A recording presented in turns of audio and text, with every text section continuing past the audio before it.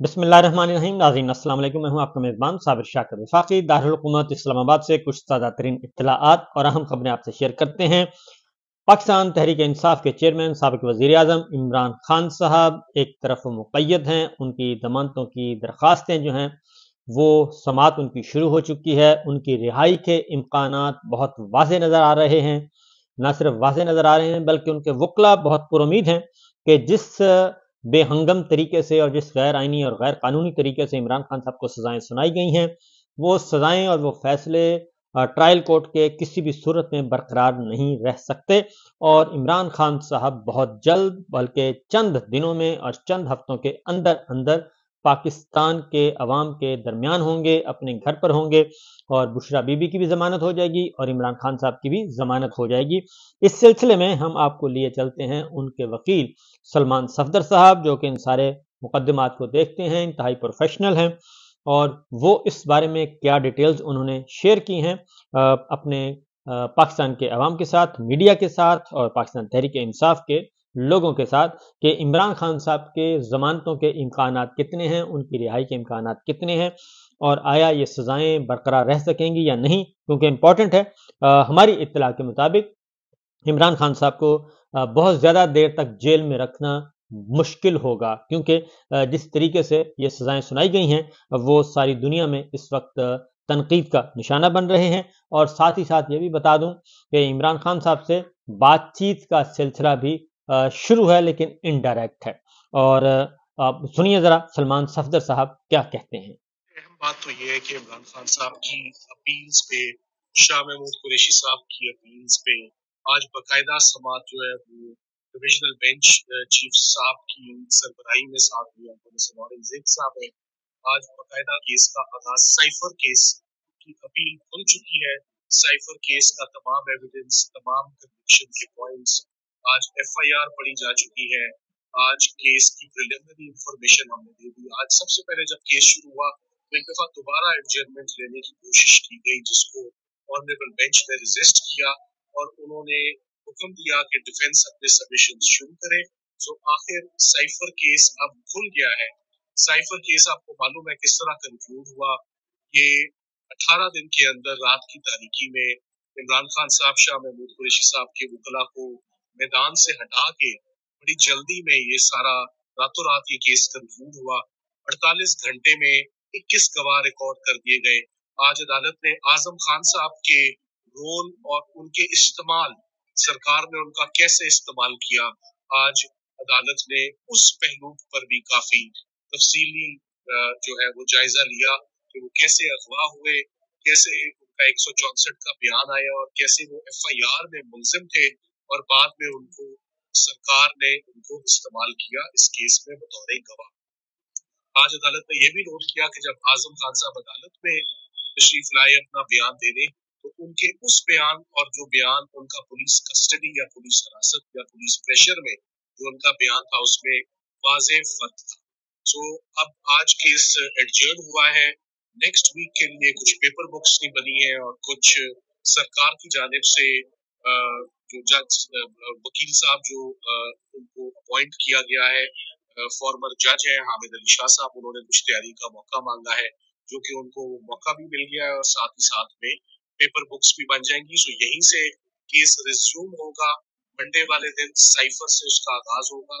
पहले साइफर होगा जैसे कि सुन रहे हैं, उसके बाद दोषाखाना की अपील बुशरा बीबी और इमरान खान साहब की सेकंड नंबर पे टेकअप होगी और इंशाल्लाह हम मंडे को अपना केस कंक्लूड करेंगे। उसके बाद जी ये उन्होंने बताया है जो इस्लामाबाद हाई कोर्ट में प्रोसीडिंग हुई हैं, आज अडयाला जेल के बाहर सलमान सफदर साहब ने मजीद अपडेट्स दी हैं और उन्होंने कहा है कि रमज़ानुल मुबारक में इमरान खान साहब और बुशरा बीबी और शाह महमूद कुरैशी साहब रिहा हो जाएंगे और अपने घर पहुंच जाएंगे।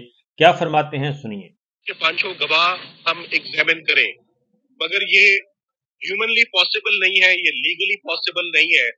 कोर्ट को मुकम्मल इमरान खान साहब की जो डिफेंस टीम है वो लगातार असिस्टेंस हर कोर्ट में देती आ रही है और आज भी हमने वो असिस्टेंस बगैर किसी रुकावट के, बगैर किसी दिक्कत के दी है, क्योंकि ये भी देखा गया है कि किसी एक दिन की भी अगर किसी जेन्युइन वजह से कोई वकील नहीं आ पाता तो उसको फौरन रास्ते से हटाकर उसकी जगह एक पैटर्न और एक ट्रेंड सेट हो गया है किसी और वकील को डिफेंस काउंसिल को अपॉइंट कर देना। मैं आपको साथ ही साथ ये भी बताता चलूं कि इमरान खान साहब की अपील जो है इस्लामाबाद हाई कोर्ट में इस वक्त सब अपील्स उनकी निकल चुकी हैं और सब अपील्स पे समाअत शुरू है, चाहे वो तोशा खाना की अपील हो, चाहे वो साइफर की अपील हो। आने वाले पीर को मंडे वाले दिन इद्दत और निकाह की अपील भी उनकी समाअत के लिए बिल्कुल तैयार है।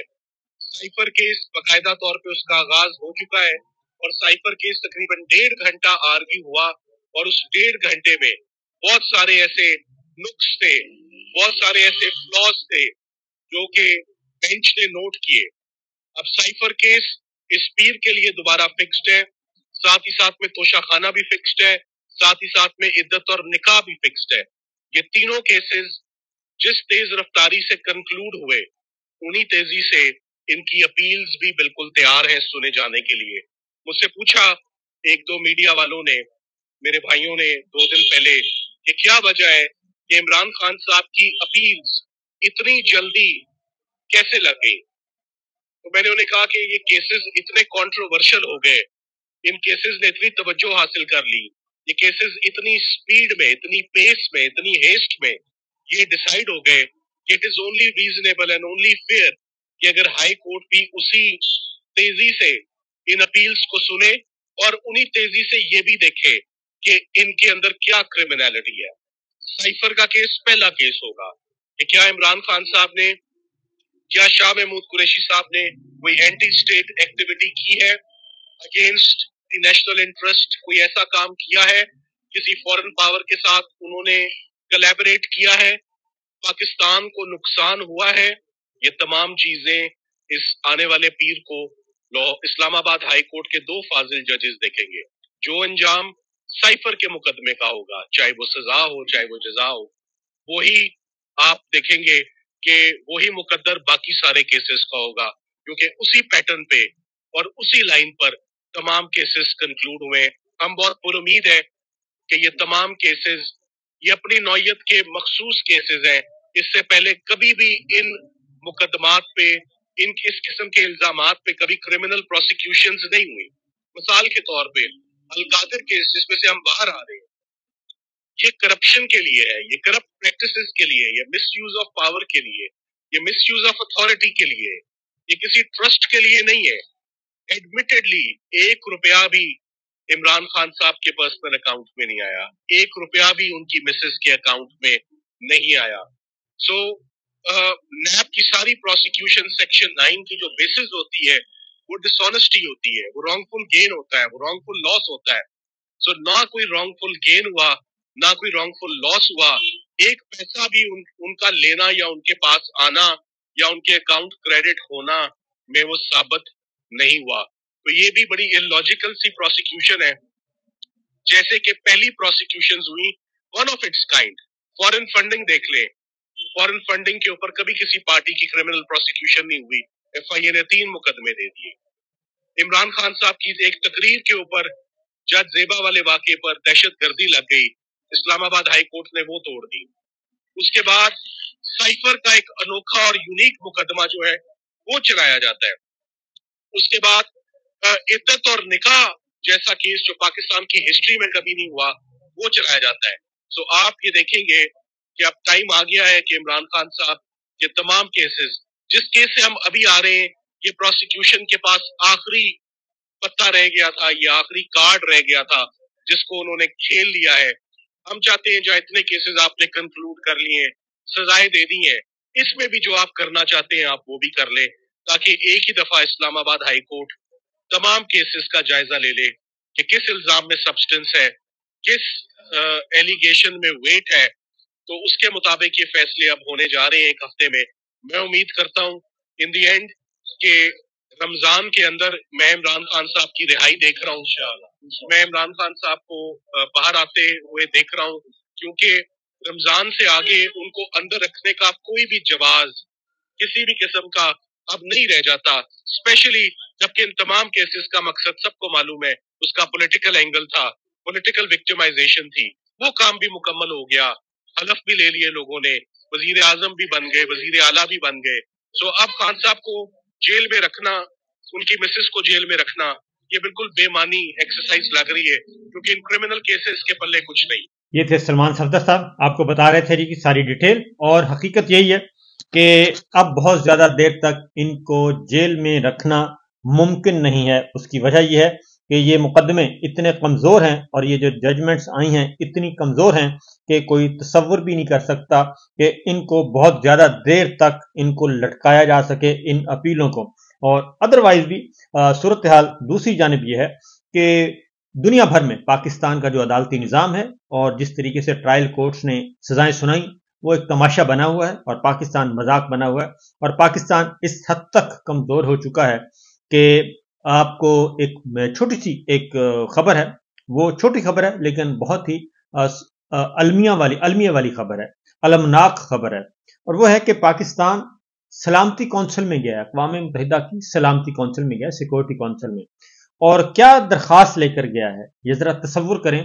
पाकिस्तान एक जौहरी ताकत है और हम दुनिया की 5वीं बड़ी दिफाई कुव्वत हैं और 5वां बड़ा मुल्क है आबादी के एतबार से। और क्या दरखास्त लेके गया है, आप खुद परेशान भी हो जाएंगे, हैरान भी होंगे, बल्कि मैं तो नदामत महसूस कर रहा हूँ। सच्ची बात है कि हमने एक वक्त था कि हमने कुलभूषण को पकड़ा, और हम एक वक्त था कि हमने दहशतगर्दी के खिलाफ जंग में अपने पाकिस्तान के इलाके को साफ किया, हमारी सिक्योरिटी फोर्सेस ने, और उसमें सिविल मिलिट्री तमाम के तमाम पूरी कौम ने मिलकर, जब कौम यूनाइट थी, मुत्तहिद थी और आपस में इख्तलाफात नहीं थे, तो तब पाकिस्तानी कौम ने बड़ी बड़ी कुर्बानियां दी। उसमें कोई ऐसा एक भी तबका नहीं है, उसमें सहाफ़ियों ने अपनी जानें कुर्बान की, असातिज़ा ने की, और दीगर सरकारी मुलाजमीन ने की, आईबी ने की, इंटेलिजेंस ब्यूरो के लोगों ने की, पुलिस ने, एफसी ने, रेंजर्स ने, हमारी सिक्योरिटी फोर्सेस ने, आम शहरियों ने कुर्बानियां दी, जान के नजराने पेश किए। और तकरीबन हमारी ऑलमोस्ट कोई उस वक्त जो नंबर था वो 80,000 के करीब पाकिस्तानी जो हैं, तमाम मिला के पाकिस्तानी जो है वो शहीद हुए थे दहशतगर्दी की कार्रवाइयों में। और लेकिन दहशतगर्दी के खिलाफ जंग पाकिस्तान जीता था और पाकिस्तान ने अपने तमाम इलाके साफ कर लिए थे। और पाकिस्तान का जो एक रोल मॉडल के तौर पे वो एक देखा जाता था कि किस तरीके से पाकिस्तान ने वो कामयाबी हासिल की जो अफगानिस्तान में दुनिया भर की अफवाज हासिल नहीं कर सकी। लेकिन ये अब क्या हम कहाँ पे पहुंच गए हैं, हमारी खारजा पॉलिसी कहाँ चली गई और हमने अपने आप को कितना फंस गए हैं कि अक़वाम मुत्तहिदा में पाकिस्तान के मुस्तकिल मंदूब हैं मुनीर अकरम साहब, उन्होंने सलामती कौंसिल के इजलास में मुतालबा किया है कि कलअदम टीटीपी को पाकिस्तान में हमलों से रोकने के लिए अफगान हुकूमत पर दबाव डाला जाए। ये हमारी खारजा पॉलिसी है। और अफगानिस्तान से मुतालिक इजलास में पाकिस्तानी मुस्तकिल मंदूब ने मुतालबा किया कि अफगान अबूरी हुकूमत से मुतालबा किया जाए कि वह कलअदम टीटीपी से ताल्लुक ख़त्म करे। अक़वाम मुत्तहिदा की सलामती कौंसिल से अहम मुतालबात करते हुए मुनीर अकरम ने कहा कि अफगानिस्तान में कलअदम टीटीपी के मालियाती ज़राए की निशानदेही की जाए, तहकीकात की जाए कि कलअदम टीटीपी ने जदीद फौजी सामान कैसे हासिल किया है। तो ये है सूरत हाल जनाब। एक ज़माना था कि हम खुद इन अपने पाकिस्तान के साथ जो दुश्मनी करते थे उनको हम निमटते थे, और अब हम टीटीपी के लिए अक़वाम मुत्तहिदा पहुंचे हुए हैं सलामती कौंसिल में। बस इतना ही है। ज़रा अपने आप को सोचना चाहिए कि हम कहाँ से कहाँ पहुंच गए हैं। इजाज़त दीजिए, अल्लाह हाफ़िज़।